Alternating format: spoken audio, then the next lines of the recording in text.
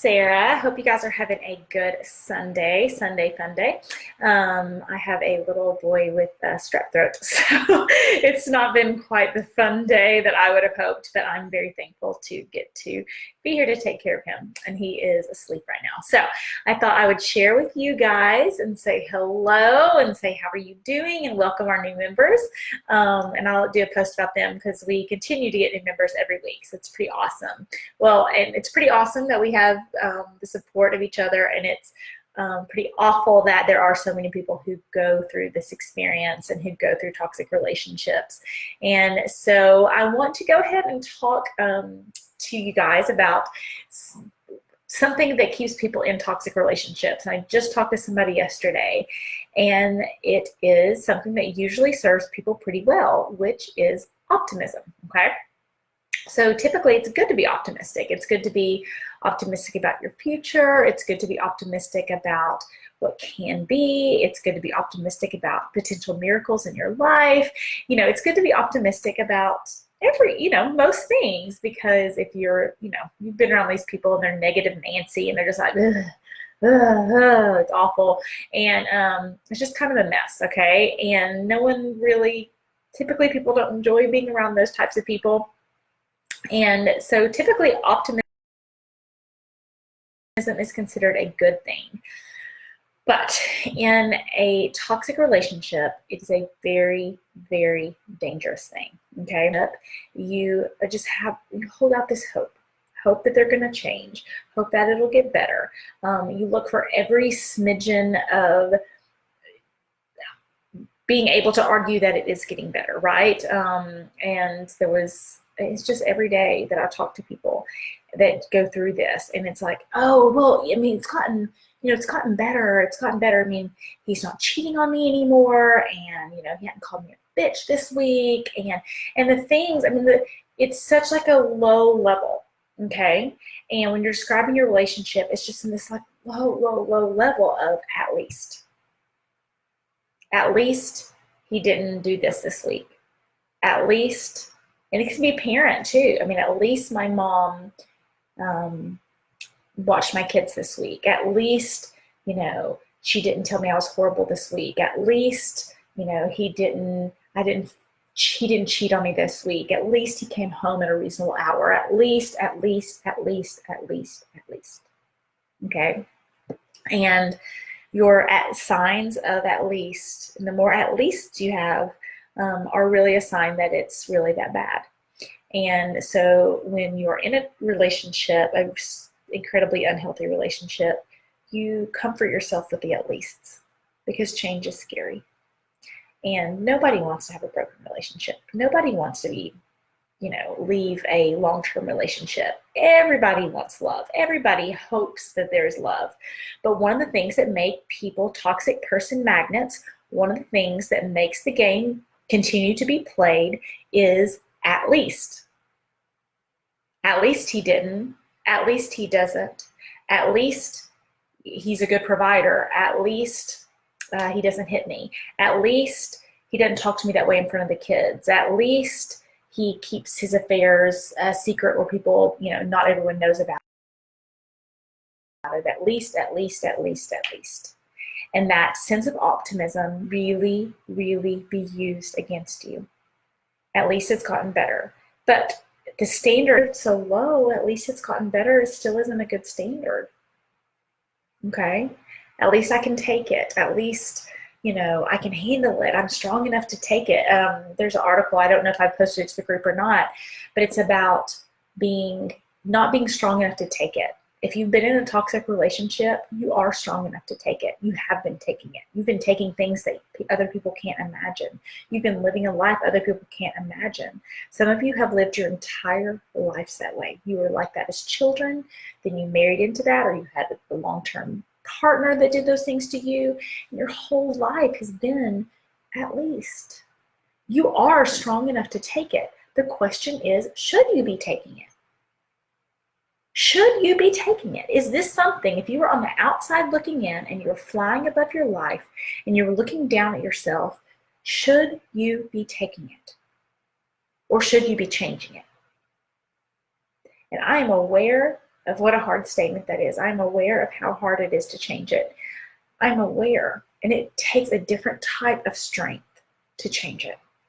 Not change them, not change him. I get phone calls all the time. Well, how do you change him? How? You can't change him. You can't change another person. You can have very, very, very, very strong boundaries and change the relationship. Absolutely. But that doesn't necessarily change him. Okay? He's a human with his own situation, or your parents are humans with their own situations, and you can spend a lot of time trying to change another person and then getting stuck in the at least. And you can waste your life that way. But you are strong enough to take it. So if you are telling yourself that you're strong enough to take it, absolutely. Yes, you are. No one is arguing with you. The question is, should you be taking it? And then the question is, do you want to be brave enough to change it? Brave enough to change it are two completely different conversations. And I'll post that article down in the comment section. But I just want you to kind of watch out for that sense of optimism and watch out for that sense of at least being brave enough, being strong enough to take it. Of course you are. Of course you are. But you don't have to. Now, there may be a lot of things you have to do to change in your life to break out of that. That's absolutely true. But you can. It is possible. Okay? And some of you, most of you, are out of the relationship at this point, and you are addicted to him in many ways. And you're just kind of stuck in this situation where you still think about him, and well, maybe the pain still runs your life. The overfunctioning still is your normal. You know, it used to be just waiting for someone to be mad, waiting for the hammer to drop, waiting for all that is your new normal. You've lived that way maybe since you were a child, that sense of having to be perfect. You may have had a narcissist as a parent. But you don't have to live that way either. Okay? Just kind of take a look at your life. I want you to think about like flying above an airplane and looking down at yourself and taking a look at your life and saying, is that okay? If this is my best friend, is that okay? Is her overfunctioning because of the pain of her past okay? Is her overfunctioning an effort to win him back okay? Is her overfunctioning in an effort to please find somebody to love her okay? Is her being a doormat at work because her boss acts just like her ex-husband and he's taking advantage of her too? Is that okay? Because it is okay. I want to give you permission to take care of yourself.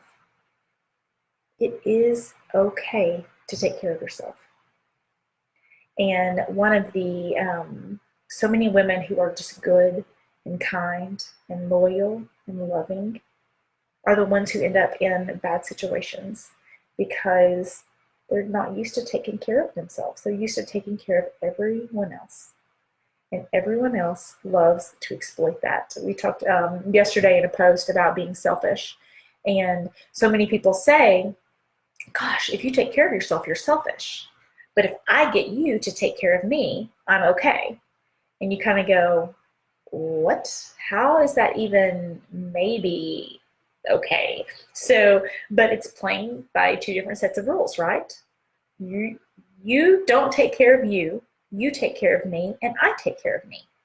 And apparently this is a very good, this is working very well for people. And people ask, do they know what they're doing? Do they this? Do they that? Yes, they know. And it doesn't matter if they had a bad childhood and that's how they learned it. It's not about what happened in their past. It's about, are they capable of treating you well in the present? And are they capable of creating a different future? Those are the questions to ask. Not, oh, what just, he had a hard childhood. Okay. Does that mean your children have to have a hard childhood because he did? Does that mean you have to have a hard every day because he had a hard childhood? Is that okay? Would it be okay for your best friend? And if it's not okay for your best friend, it's not okay for you, period. So you may need to think about yourself as if you were somebody else, or think about your life as if you're flying over an airplane. And one of the most powerful things to do is kind of look back and think of your life as a photo album. And how many of those, as you looked back at your life and you were looking at a snapshot of every day, how many of those pictures would you see a forced smile? How many of those pictures would you see pretending to be happy and you weren't? How many of those pictures would you see faking it till you make it? And then also think about the next 10 years, the next 20 years, the next 30 years, the next 40 years. Because I'll be very clear, most of my clients are in their 50s. Okay, when you're in your 30s, I have a aunt and she's in corporate leadership, and she says in your 30s you are just in swamps of kids and your life in your 30s and trying to be a good daughter and a good person and a good mom, and then in your 40s you're just trying to deal with kids growing up and teenagers and that kind of thing, and then you hit your 50s and you think, oh my gosh, this is really my life. And that's why so many of my clients are in their 50s, because they realize that if they don't do something, their life will always be this way. So I want you to think about, if you're in your 30s, think about what you want the picture album to be for your 40s and 50s. If you're in your 50s, think about what you want the picture album to be in your 60s and 70s. What do you want the rest of your life to look like? And is how you're living today okay?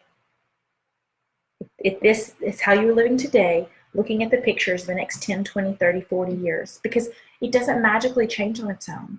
And that sense of optimism where you think, oh, he's going to get better, you just think, oh, it's going to get better. Oh, it's going to get better. Oh, it's going to get better. And it can get better, but you have to do something to make it better. That's really hard, especially if you've been in a controlling relationship and you're used to someone doing everything for you, or making every decision for you, or that sense of helplessness. It's hard to accept that you have to do something to make it better. But that is the only way. You have to decide to change. You have to decide to do something differently. You have to decide to choose yourself. And when you do, amazing things can happen. Is it easy? No. Depending on what stage of life you're in. Some of you would have to do a lot of work to get away and some of you are at a place where the only thing haunting you is your mind. And that's much easier. That's pretty easy. Okay, so if you have any questions, you can always PM me or write in the comment section. I'll be happy to talk to you more. Just be aware of the at leasts, and be aware that your optimism doesn't steal from you and rob from you in this one situation. Okay, happy Sunday, ladies, and happy healing.